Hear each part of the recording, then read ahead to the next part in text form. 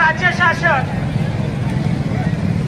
वेगवेगळ्या प्रकारची अशैक्षणिक कामं शिक्षकाच्या पाठीमागे लावून ग्रामीण भागातल्या विद्यार्थ्यांनी सर्वजण आला।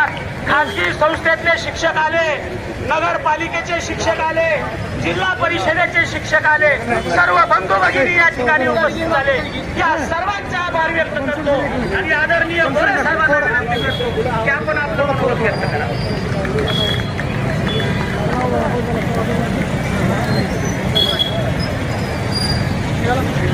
जिल्ह्यातील